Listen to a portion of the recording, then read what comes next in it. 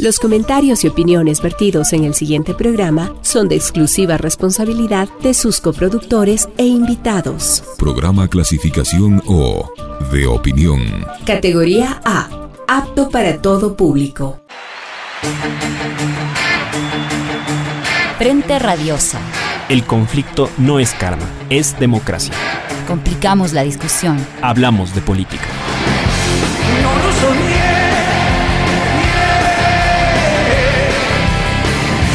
La gente desfiguró. Hola, ¿qué tal? Bienvenidos nuevamente a Frente Radiosa, un espacio comprometido con debatir y agitar la política. Soy Isabel Díaz y esta tarde los acompañaré en la conducción del programa. Aprovecho para recordarles que estamos en el dial de Radio Pichincha, 95.3 FM en Quito y 94.5 en el noroccidente de la provincia. Este programa, Frente Radios, es una coproducción del Foro de los Comunes y de Registro Aurora. Desde aquí envío un abrazo especial a todo el equipo editorial y de producción del programa, a Nila Chávez, que también trabajó muy fuerte para que este programa salga al aire.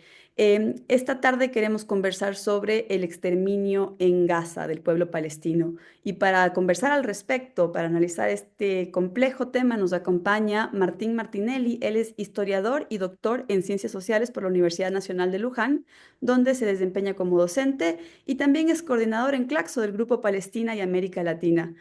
Sin más, aquí arrancamos Frente Radiosa. Bienvenidos y bienvenidas. Martín, buenas tardes. Te doy nuevamente la bienvenida. Gracias por acompañarnos acá en Frente Radiosa. Comentábamos tras cámaras que acabas de realizar el lanzamiento de dos libros, el uno titulado Palestina e Israel entre intifadas, revoluciones y resistencias. Ahí lo vemos en pantalla. Y el otro libro que se titula Geopolítica del genocidio en Gaza. Ya luego nos podrás comentar dónde se pueden conseguir estas publicaciones. Queríamos, para iniciar, pedirte que nos comentes tu lectura general sobre lo que representa el genocidio en Gaza a escala global, quizás sobre todo topando las tesis que desarrollas en estas publicaciones. Bienvenido. Muchas gracias Isabel, muchas gracias Nila por la invitación. Es la primera vez que me toca hablar para la gente de Ecuador, así que un saludo grande para toda nuestra América, América Latina. Me parece sustancial tocar estos temas internacionales porque se involucran y también influyen directamente en las políticas de nuestros países y tiene que haber un acercamiento, me parece político, académico, periodístico entre Argentina, Perú, México, todos los países involucrados, porque tenemos una tendencia geográfica y una tendencia histórica a tener muchos lazos en común y eso hay que enriquecerlo. La pregunta es clave en el sentido que, bueno, bien decías, los libros que vengo escribiendo, pero también muchos artículos, este de geopolítica del genocidio en Gaza, acaba de salir hace días y se puede conseguir en Argentina, América Latina, hay que pedirlo a la editorial Batalla de Ideas, y también puede ser que esté publicando en otros idiomas. El tema acá es el siguiente.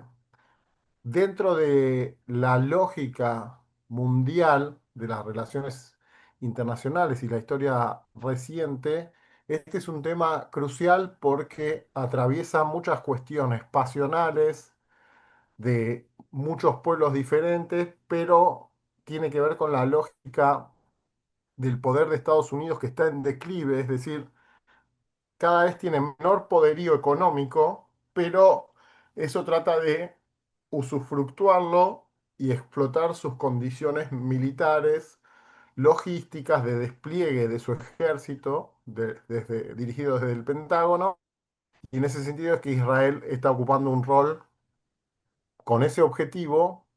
Ya lo viene ocupando hace décadas, sobre todo en su alianza con Estados Unidos desde el 1967, pero lo que sucede ahora llama muchísimo más la atención. Si bien este es un tema que ocupa las primeras planas de los periódicos, de la televisión, de los noticieros, ahora la era de las redes sociales, la característica y peculiaridad que tiene ahora es que es un tema que se está viendo.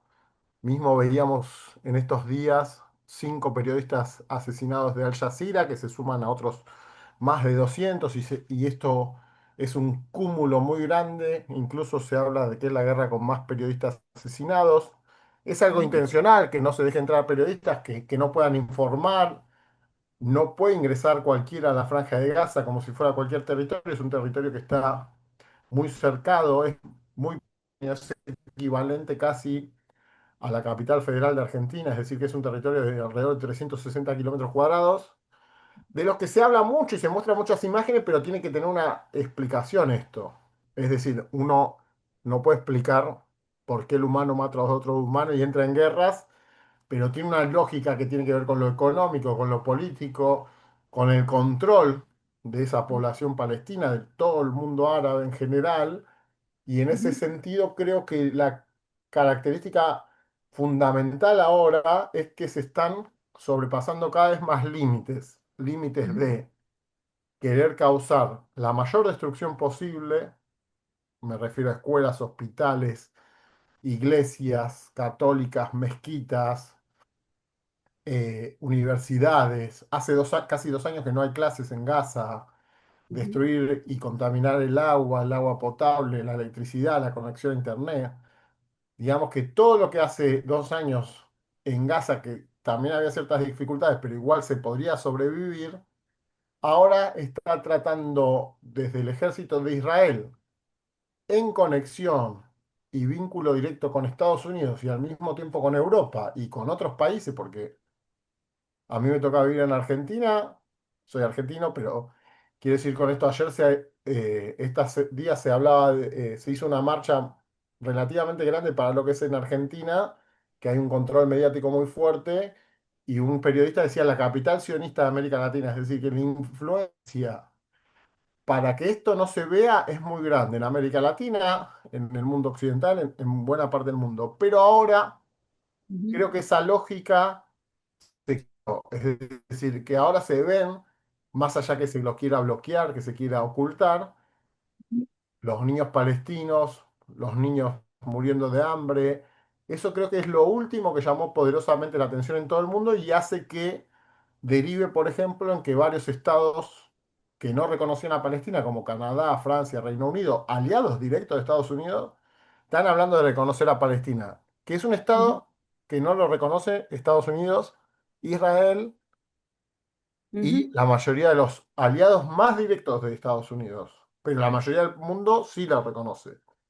Y eso Bien. tiene implicancia con lo que digo, porque digamos que es un tema característico de la política internacional, es decir, donde todo el mundo opina, apoya un lado, apoya a otro, tiene una mirada diferente.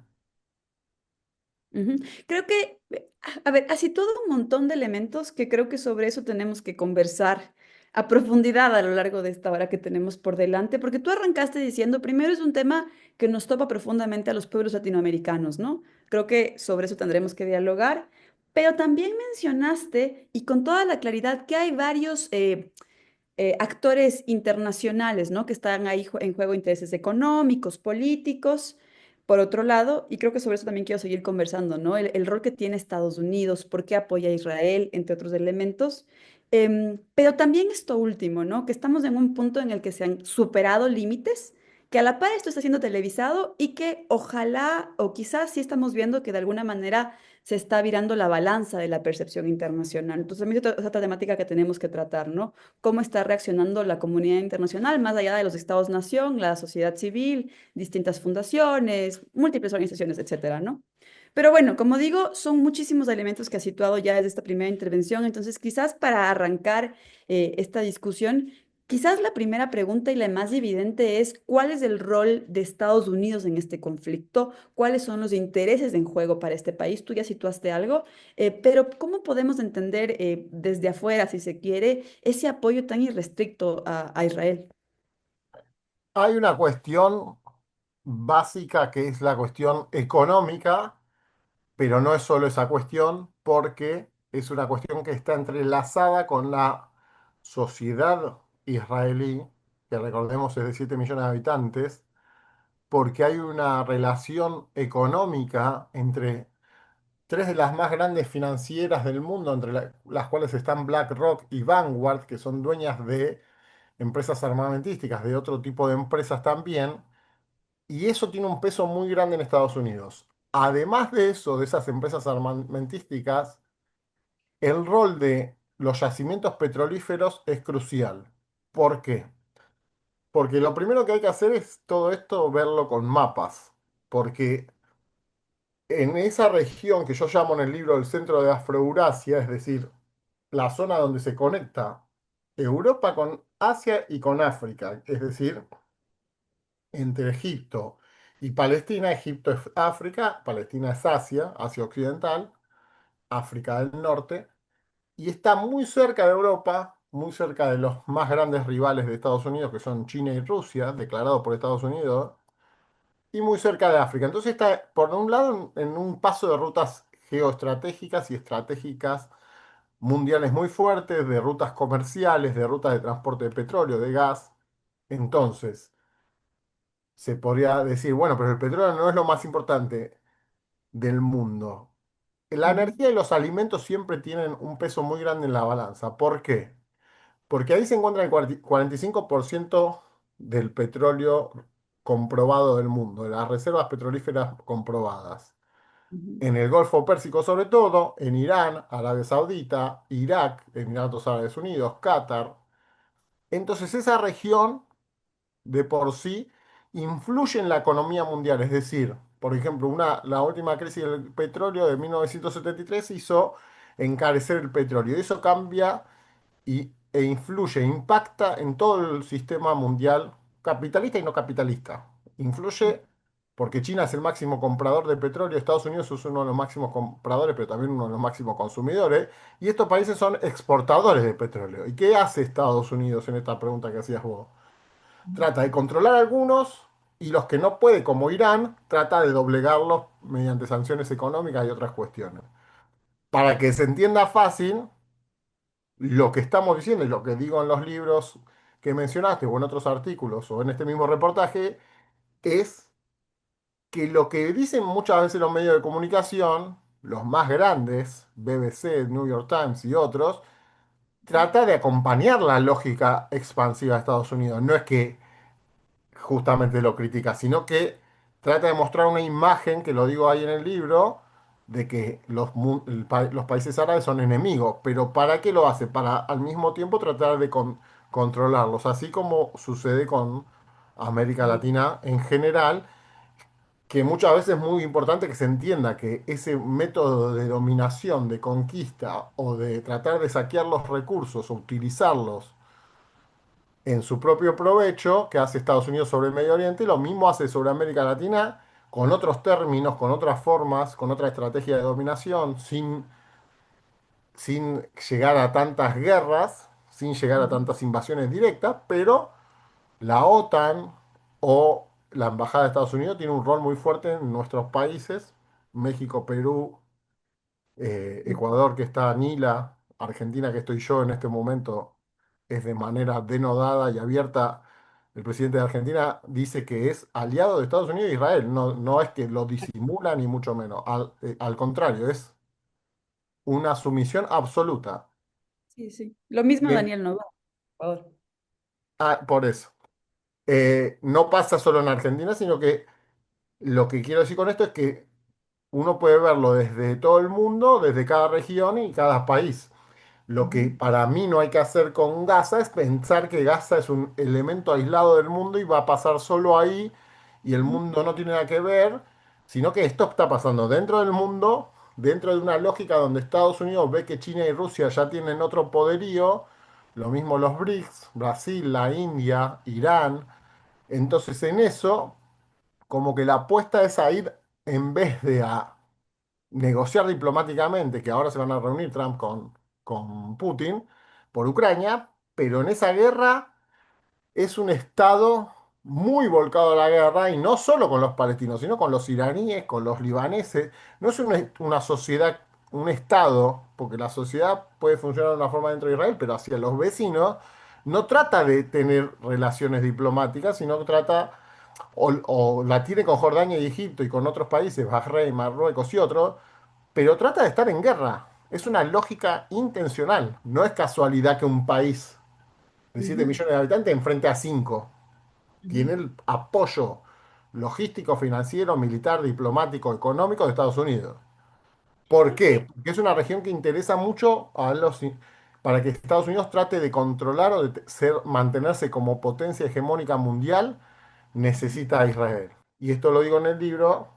Biden en 1986, el expresidente reciente, cuando era congresista, 1986, o sea, hace casi 40 años, dijo que si no existiese Israel lo inventaríamos. Es decir, que el rol de Israel es a los fines de Estados Unidos. Más allá que haya gente viviendo y tenga su identidad o no, o lo que fuese, Ujú, desde la geopolítica, para entenderlo, es un país afín a Estados Unidos. Es como si fuera esto que decíamos de Ecuador, de Argentina, que puede ir cambiando el gobierno, uno es más afín, el otro es más soberano respecto de Estados Unidos, de otras potencias, lo que fuese. Acá es una lógica que se mantiene, porque ujú. Estados Unidos tiene una influencia superlativa sobre Israel. Es muy interesante esto que planteas, porque además no siempre se lo lee en términos geopolíticos. Me gustó sobre todo eso que mencionabas respecto a lo que ocurre en Gaza contra el pueblo palestino como un método de dominación, conquista, expropiación de recursos y exterminio de un pueblo, ¿no? Quizás ahí hay un tema que lo situaste también ahora, esto de si no existiese Israel, lo inventaríamos, ¿no?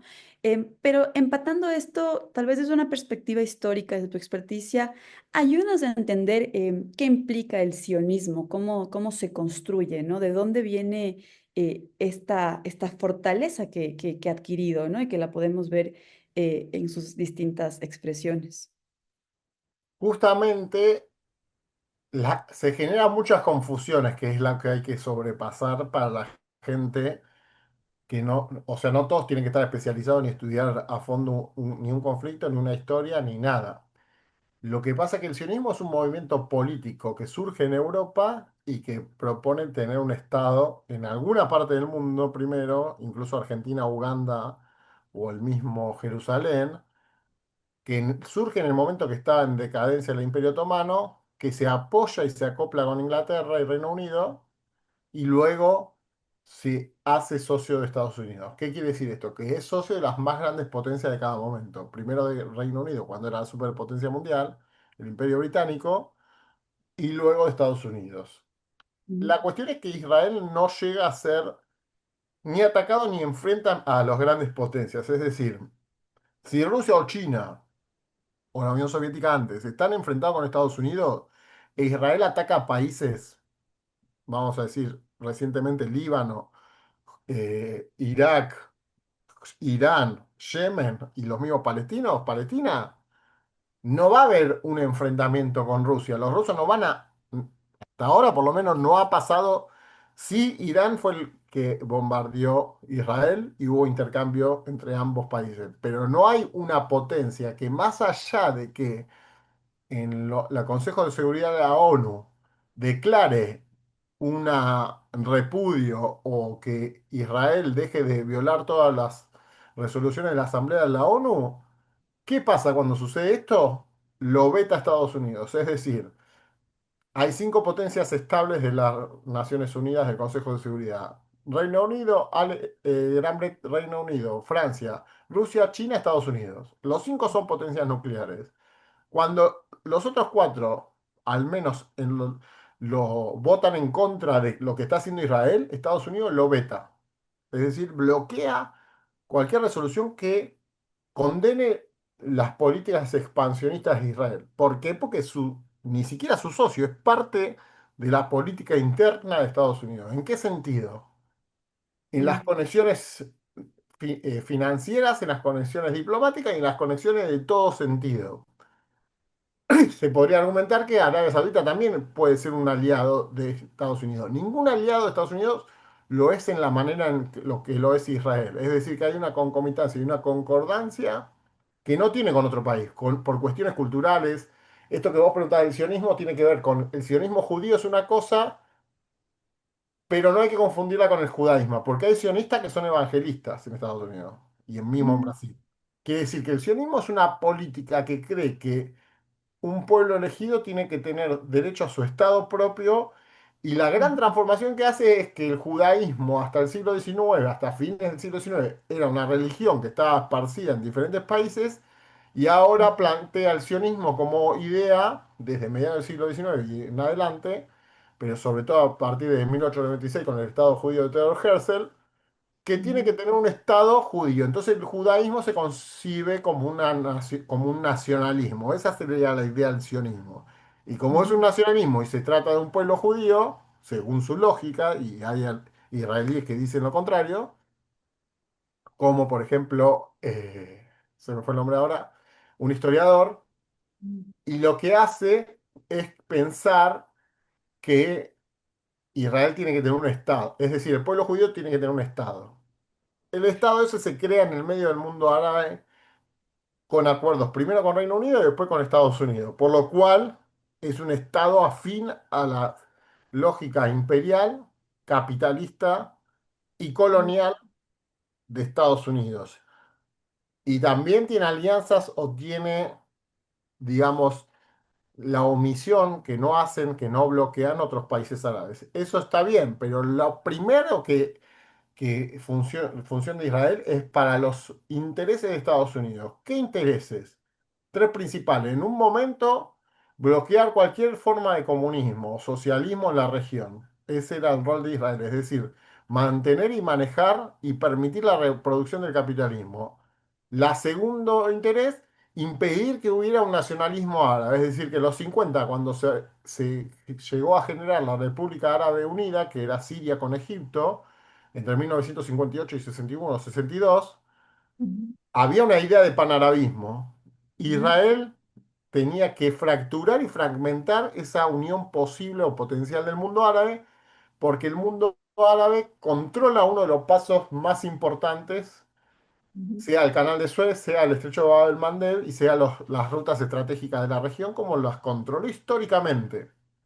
El tema es que lo que no quería Inglaterra en un momento era que haya una unión política entre esos países, y el sionismo fue útil a esos fines.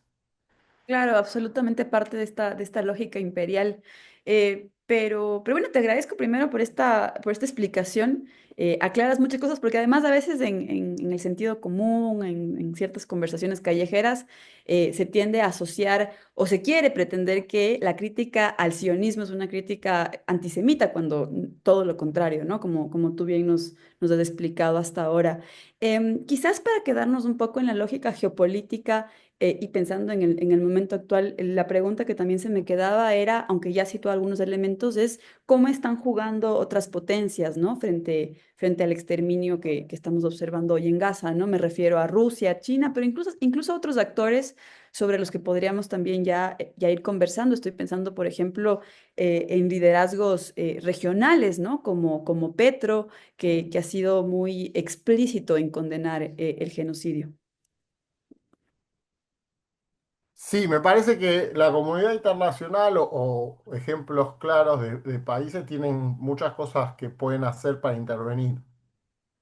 Y eso tiene que ver con el cambio en la correlación de fuerzas respecto de que ya Estados Unidos no es la misma superpotencia que eran los 90 ni lo que era a mediados del siglo XX. Entonces, Colombia con Petro, Sudáfrica, Brasil, al menos en lo retórico, en lo discursivo, ya se plantan diferente y acusan de genocidio. Pero esto ya está cruzando Ujú, cada vez más fronteras, así como aumenta el nivel de violencia, de salvajismo por parte de las Fuerzas Armadas de Israel, esa lógica de deshumanizar a los palestinos, y por eso se habla de genocidio, porque se genera un odio ujú, tremendo hacia los palestinos, hacia los árabes en general, y es lo que trato de decir en las otras respuestas, que Israel no trata de integrarse al mundo árabe, es decir, nosotros somos parte de Medio Oriente, entonces vamos a decir como si fuera Ecuador o México o Argentina.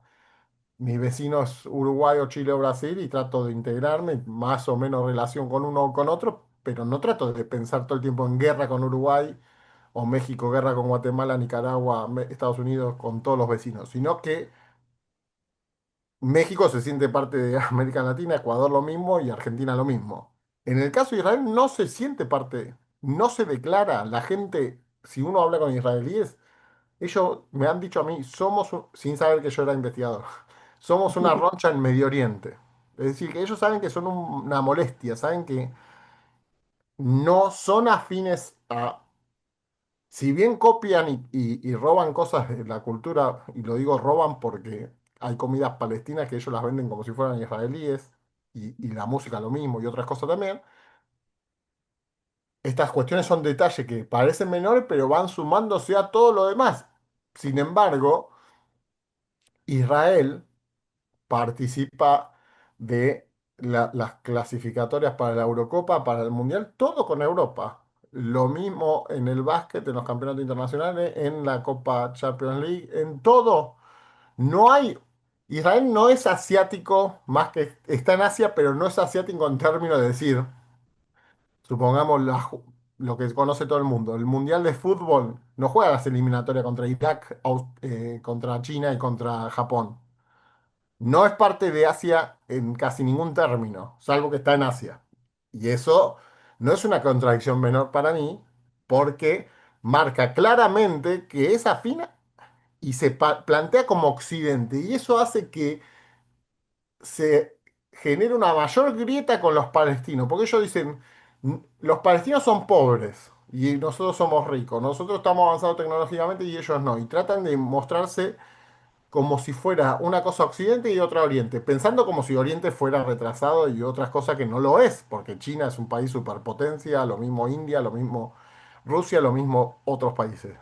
No es la cuestión es esto que decíamos, esto de una charla cotidiana, una charla de gente en la calle, en donde fuese, donde no se conoce el tema y, por supuesto, todos no van a ponerse a leer libros o sobre este tema, sino que por ahí escuchan en un medio de comunicación y los medios de comunicación tienen sus propios intereses, pero no solo eso, sino que están involucrados y así como el gobierno de Argentina termina siendo cómplice de lo que está sucediendo, en Argentina se habla de que vendría Netanyahu el mes que viene, que podría ser detenido por la Corte Penal Internacional, porque Argentina es parte de la Corte Penal Internacional y con que un juez diga que hay que detenerlo, lo puede detener.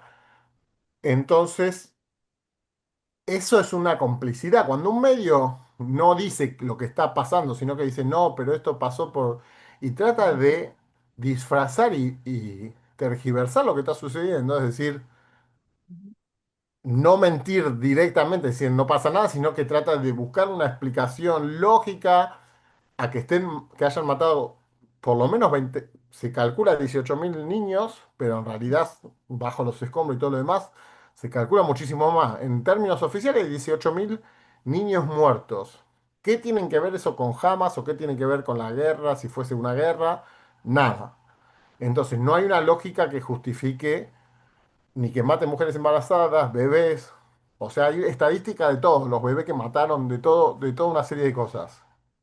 Y eso contradice los discursos, por supuesto, de lo que dicen en Israel, que está involucrado en varias frentes de conflicto. No es solo con los palestinos, no es porque los palestinos hayan hecho el ataque con Hamas o que sean los enemigos de Israel o lo que fuese. No es por eso, sino nos explicaría por qué atacan el sur del Líbano, por qué atacan Yemen, por qué atacan Irak, por qué atacan Irán, por qué están por qué fueron los mayores vendedores de armas en las dictaduras de América Latina. En Argentina el 95% de las armas la vendió Israel. ¿Por qué entrenan la represión de Colombia, de Argentina? ¿Por qué le venden las picanas y diferentes armas represivas? Creo que esto es clave lo que mencionas, ¿no? También esos entrenamientos que se dan, ¿no? Y quizás sobre eso también podrías profundizar, porque además nos afecta directamente, ¿no? Es que tiene una conexión esto también es una parte del libro, las conexiones del sionismo con América Latina, tiene una conexión con todas las ultraderechas del continente. Esto significa que Bolsonaro, Milei, como más representativos, si bien Bolsonaro ahora no está en el poder, cuando lo estuvo, compró armas que le siguen llegando y hace contratos de armamentístico con Israel que siguen llegando ahora.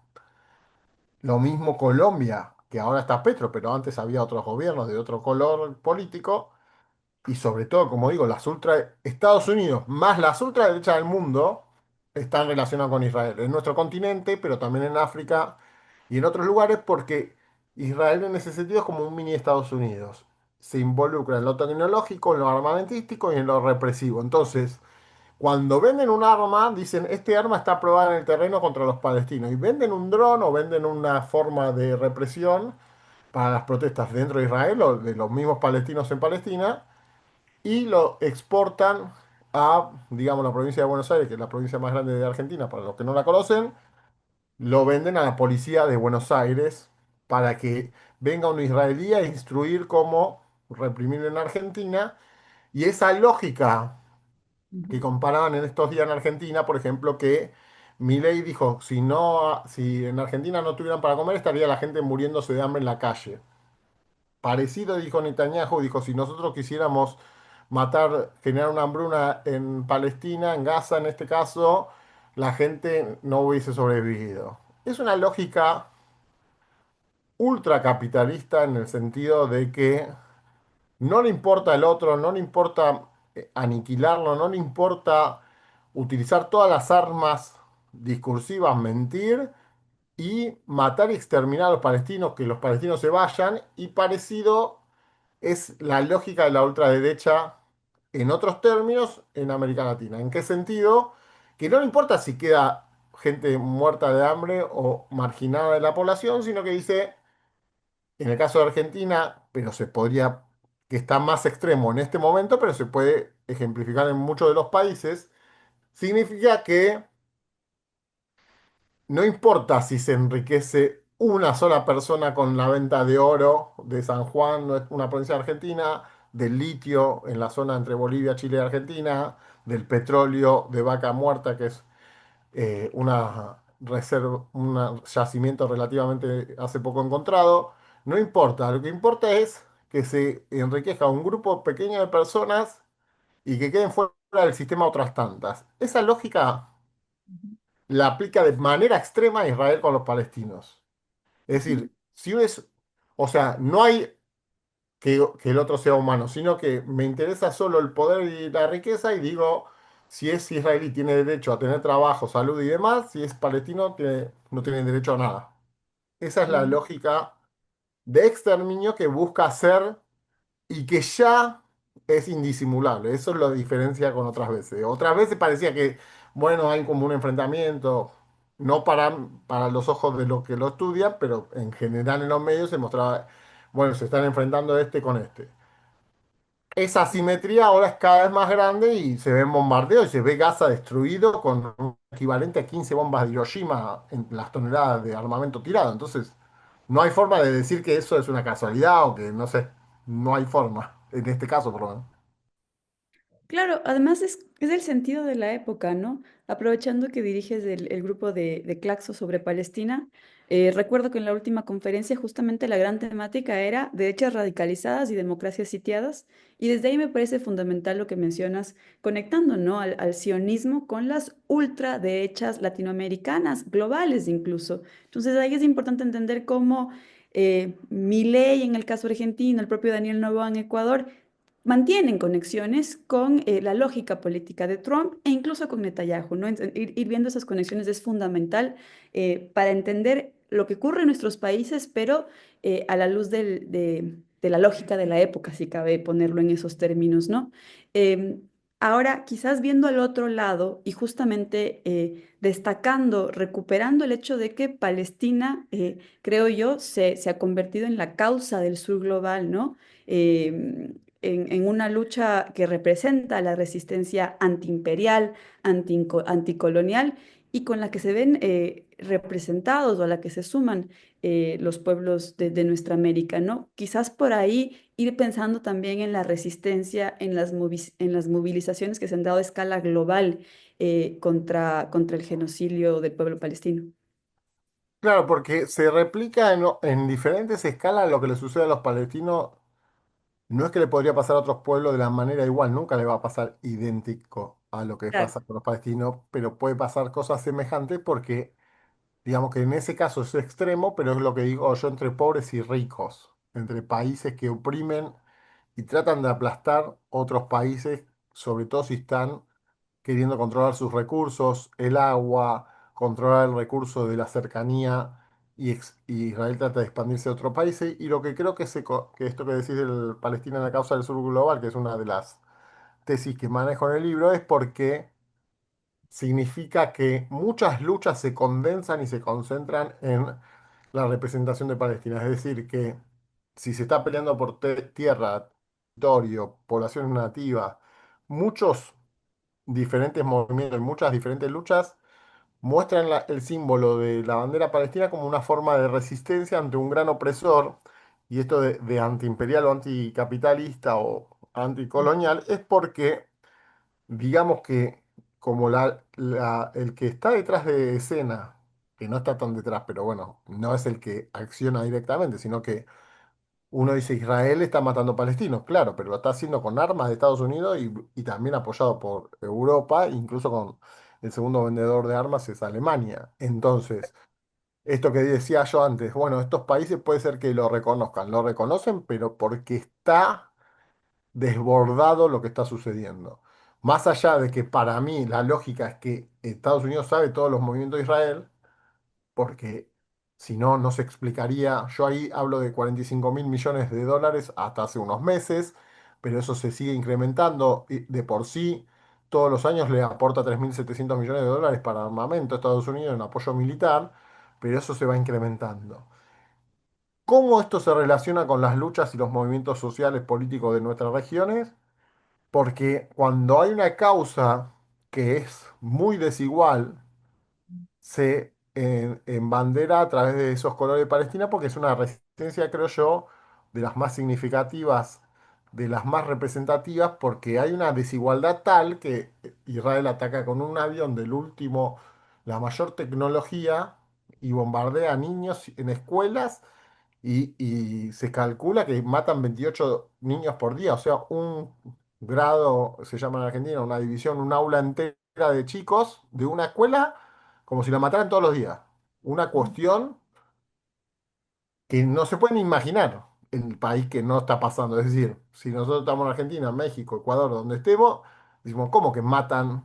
Acá saldrían las noticias si matan dos chicos de edad escolar, si los asesinan. Bueno, ahí están asesinando todos los días, todos los días. Por eso digo que está sobrepasando cada vez más límites, tiene mucha mayor extensión a las que tuvo los conflictos recientes que donde está involucrado Israel, y creo que los diferentes movimientos del mundo se van apropiando de esto de sentirse como si fuera palestino, es decir, el oprimido, sea de México, de Argentina, de Ecuador, que somos los que estamos hablando acá, pero extensivo a toda América Latina, cuando siente que está viviendo una situación similar, lo relaciona o asocia con esa defensa de Palestina. Entonces, por eso digo que es la causa del sur global, porque es donde un país imperialista y un país de los que fue una potencia colonial, y las potencias coloniales europeas tratan de aplacar y aplastar cualquier rebelión o cualquier movimiento social, por ejemplo, de los países relacionados con los BRICS. ¿Qué quiere Ujú, decir esto? Que los BRICS, más allá de, no se trata de buenos y malos nunca en la historia, pero el G7 son los países que colonizaron las demás partes del mundo. El BRICS, Brasil, Rusia, India, China y Sudáfrica. China no hizo colonias en África o colonias en América Latina. Y sí la hicieron España, Portugal, Francia, Holanda, Inglaterra. Y siguen teniendo. O sea, la mayor frontera de Francia es en Guyana Francesa con Brasil, de territorio francés. Es una cuestión que nadie diría que la claro, mayor frontera de Francia es Brasil. claro, Pero sí. quiero decir, sigue existiendo el colonialismo. Y por eso es que digo yo ahí que esto que estaba mencionando es un fragmento que está disponible en internet, que se puede buscar en la revista Jacobin. Eh, Digo que es anticolonial porque está resistiendo una forma de colonialismo actual. Tiene reminiscencias con lo que pasó en el siglo XV y XVI y XVII con los países donde nosotros vivimos, y tiene también con lo que pasó después en Asia y África, y sigue pasando ahora en otros lugares, en menor medida, pero sigue pasando, apoyado por potencias y con la lógica de las armas, no con la lógica de ninguna otra cosa. Y si, no sé, los kurdos o si los palestinos están en un territorio que los otros quieren, no, O sea, están hablando de transportarlo a Uganda, a diferentes países, como si ellos fueran una cosa, una bolsa, y dijeran, bueno, vamos a llevar estas 2 millones de bolsas de Palestina, como si le hubiesen preguntado qué quieren hacer, lo llevamos a 3.000 kilómetros. Pero ya lo vienen hablando, no es que se me ocurra a mí. Claro. Eh, Más allá que lleguen a hacerlo o no. Y quizás ahí la pregunta que también es obligatoria es ¿cuál es tu lectura respecto a la efectividad de la presión social que estamos viendo a nivel global? Creo que hay dos niveles. Por un lado tenemos múltiples organizaciones de la sociedad civil, ¿no? Flotillas que han intentado llegar, incluso, bueno, la idea del Palestina libre, que, ¿no? Que es un grito ya conocido a nivel mundial en múltiples movilizaciones en distintas ciudades, ¿no? Por un lado, pero por otro lado, como mencionábamos ya previamente también, está esta resistencia quizás más institucional, organizada en otro nivel. Estoy pensando en el grupo de La Haya, por ejemplo, que recientemente se reunieron en Bogotá, también con la presencia de Francesca Albanese. Entonces, quizás más bien pedirte tu lectura sobre esos distintos tipos de resistencia y de organización que estamos viendo a nivel global. Creo que eso es de lo más significativo y más que más se puede resaltar es cómo despertó conciencias.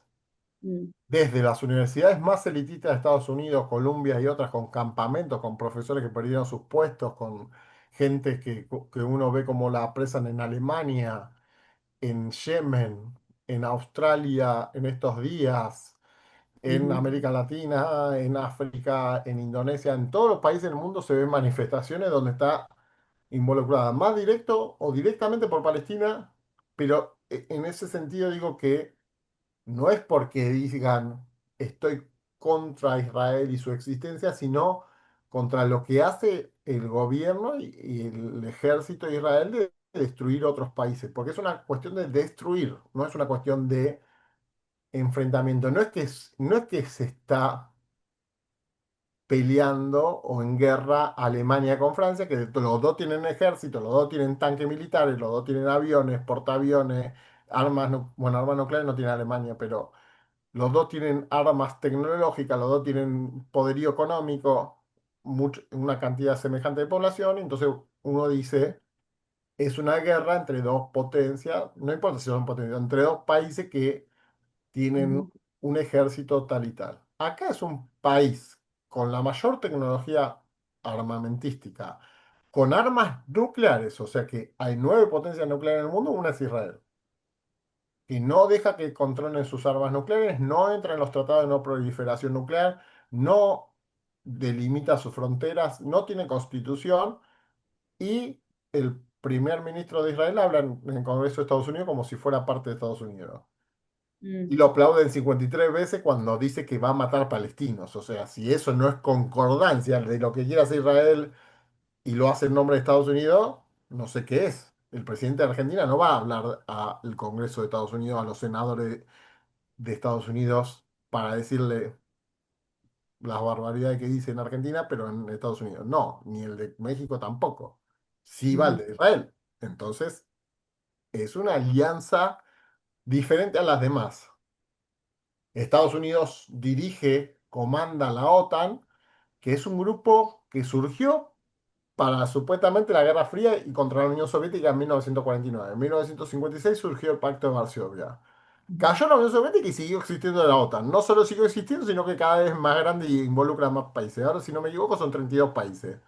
Es una organización militar, no es una organización para desarrollar la cura contra el cáncer. Es una organización que compra cada vez más armamento para hacer la guerra, no compra armamentos para defenderse.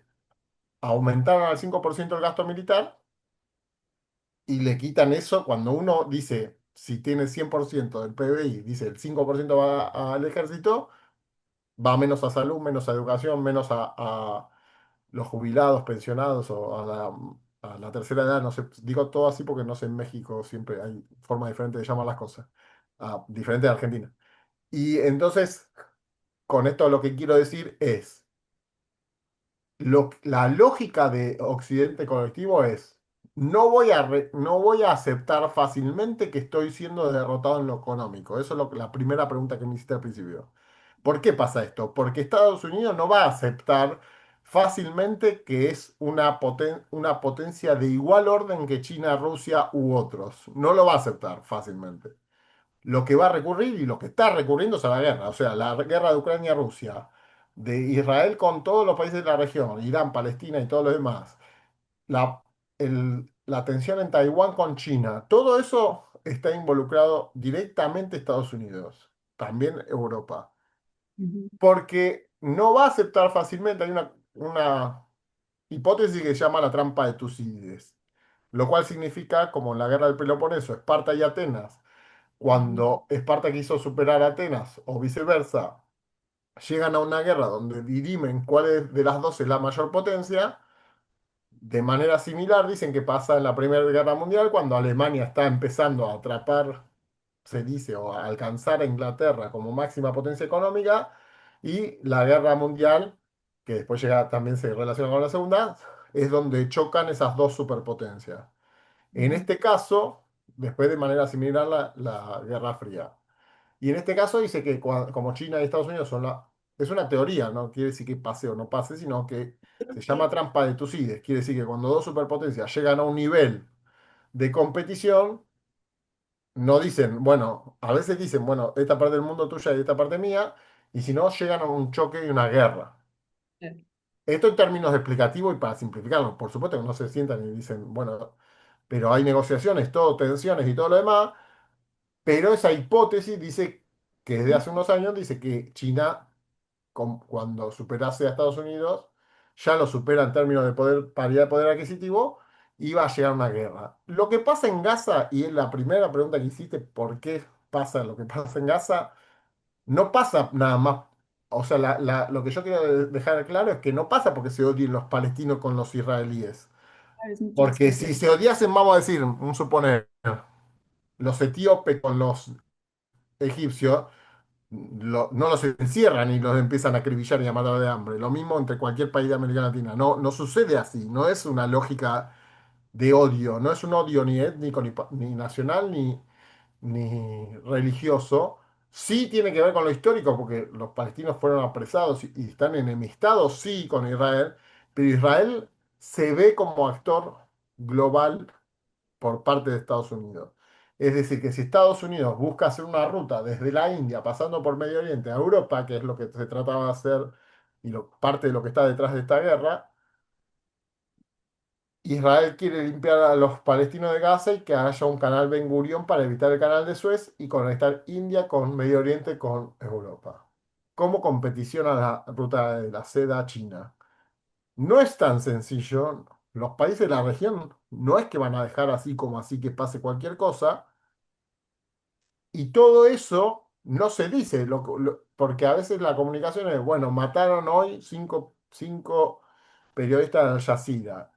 Bueno, ¿cómo se explica que se maten cinco periodistas? No estamos, o sea, pasa en otros países de la región y pasa en otros países del mundo, pero no con la hazaña y con el nivel de violencia que pasa ahí, involucrado o envuelto en toda esa situación regional, porque es una situación en una región donde se gasta mucho en armamento, donde el petróleo siempre está relacionado con la guerra, las revoluciones, con el imperialismo, con las potencias. Esa región tiene una mezcla de todo eso, pero eso no es, solo por sí mismo no explica que haya petróleo, no quiere decir inmediatamente que haya guerra, porque si no Venezuela es el país con mayores reservas individualmente, o sea, la región es la mayor del Medio Oriente, pero no hay una guerra todo el tiempo. Hay otras lógicas de presión sobre de Venezuela, pero no es la explicación única. Lo que hay que entender ahora es que lo que está pasando en Gaza es terrible. No, Eso sí. eso queda clarísimo, ¿no? Además, tú lo has situado bien, ¿no? Ya es la deshumanización absoluta. Em, Decías también que si es que algo ha dejado estos episodios tan dolorosos que hemos visto como humanidad, es que se han despertado conciencias, ¿no? Pero paralelamente la pregunta obligatoria es en qué medida también el no poder frenar lo que ocurre con el pueblo palestino también evidencia una falla no sé si estructural es la palabra, de estas organizaciones supranacionales que se construyen sobre todo en la posguerra, ¿no? ¿Cuál es tu lectura al respecto? Porque justamente decías, ¿no? O hablábamos de organizaciones civiles, incluso grupos que se van formando ad hoc, como el propio grupo de La Haya, liderazgos que surgen desde el sur global como Petro, por hablar de los más cercanos. Pero pasa, ¿qué pasa? ¿Qué está pasando con las instituciones que deberían tener la potestad de poner un freno a esto, ¿no? La explicación tiene nombre y apellido, es Estados Unidos de Norteamérica porque es donde se encuentran las Naciones Unidas, Nueva York, es el que construyó esa arquitectura post Segunda Guerra Mundial y es el que, por ejemplo, sancionó a Francesca Albanese, que muy bien nombrada antes, que es una relatora especial de Naciones Unidas para el tema, que sacó tres documentos fundamentales. Yo en el libro cito dos, entre ellos Anatomía de un genocidio, donde explica por qué jurídicamente es un genocidio. ¿Qué hizo Estados Unidos? Trató de sancionarla por primera vez a una integrante de las Naciones Unidas, quiso sancionarla. Primero la quiso bloquear Israel. No puede entrar a Gaza, o sea, hace los informes, ya lo venía haciendo y no puede entrar libremente a Gaza. ¿Por qué? Porque no quieren que muestre lo que está pasando. ¿Por qué matan a un periodista? ¿Matan periodistas por casualidad? No, si tienen información de quién es, y aparte tienen algo que dice press, y aparte son de Al Jazeera, no son de un canal de un barrio, son de Al Jazeera, una de las cadenas más importantes del mundo de noticias.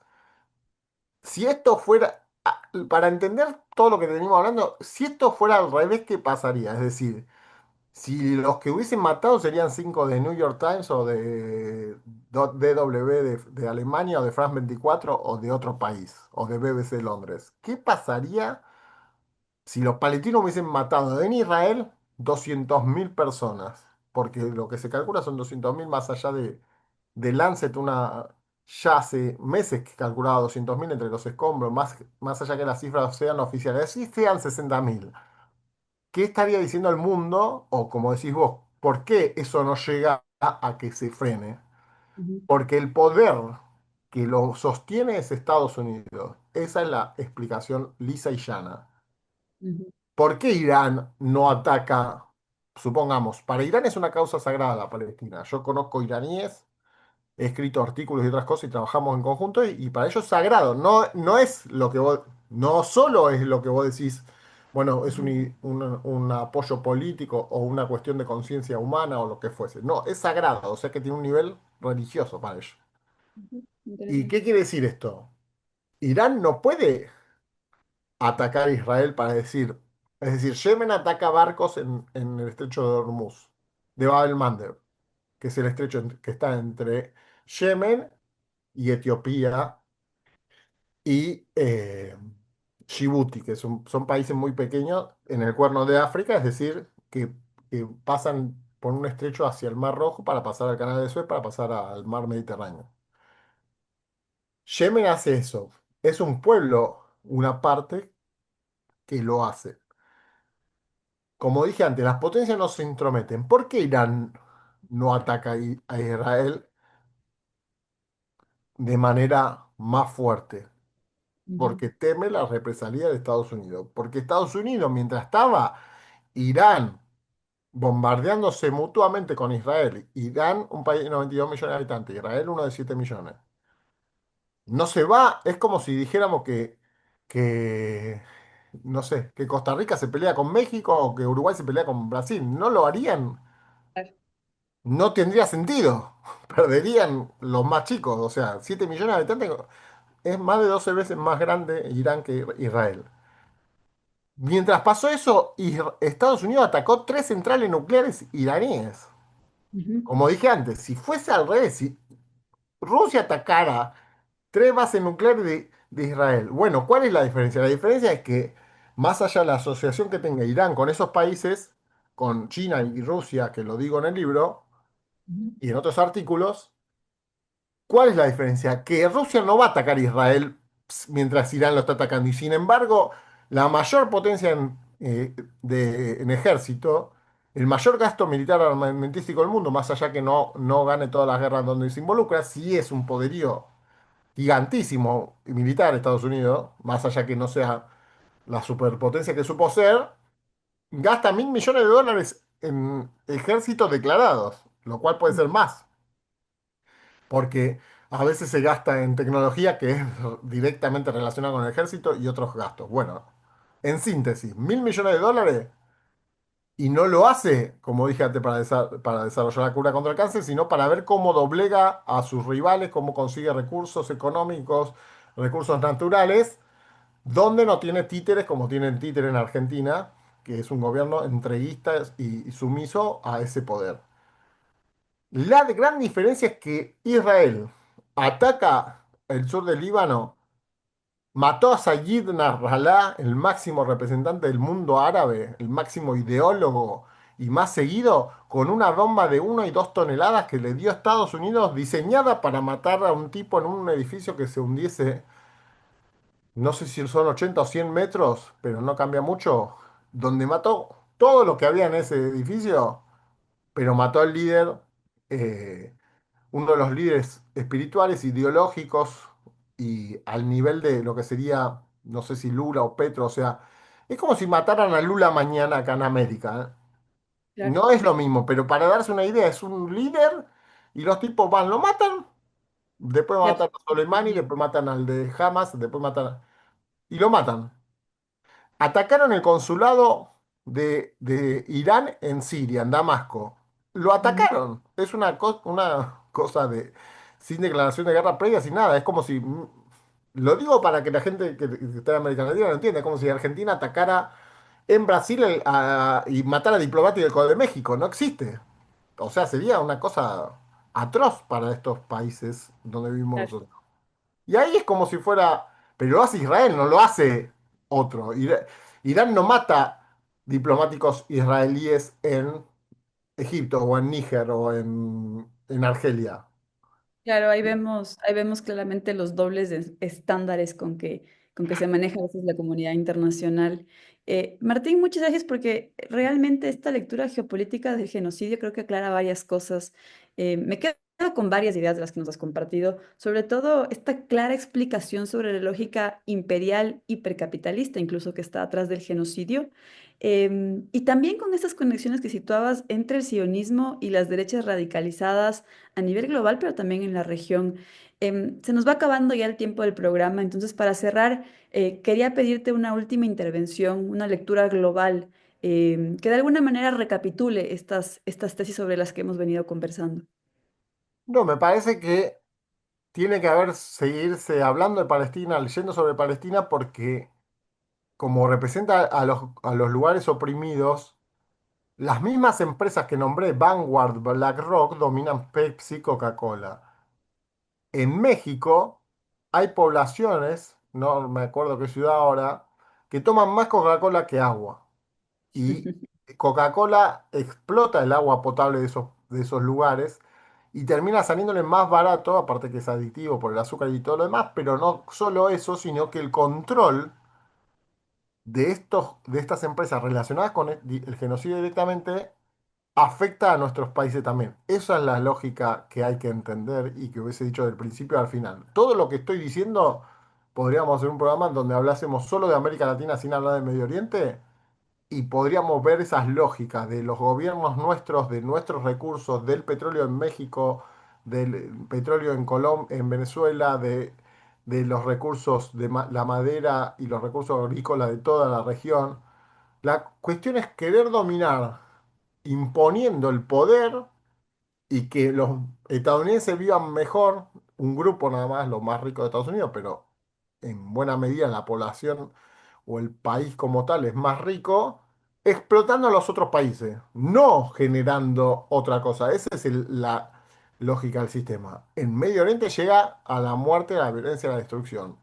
En nuestra región llega a la contaminación, a esto ejemplo de México, que no es cualquier cosa. Estamos hablando de una población que tiene obesidad, que tiene problemas de caries, de salud dental, de un montón de problemas de salud, para que una empresa se enriquezca, para que un tipo se llene más de plata, no le importa destruir la población, no sé, no es Jalisco, pero no me acuerdo de la ciudad, no importa.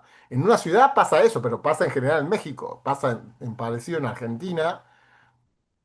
donde creo que se usan 80 litros de agua para hacer un litro de Coca-Cola. Entonces, la gente para eso den los 80 litros de agua y que tomen el agua. Pero no, la lógica esta extrema de la ganancia y no importa ahí. Entonces, creo que la enseñanza es que si no se les pone un freno, van a seguir con la destrucción. Entonces, si destruyen a Gaza, van a ir por Cisjordania, que es otra parte de Palestina para los que no lo saben. Si Ujú, llevan con eso, van a ir por Líbano. Si llegan por eso, van a ir por Irán.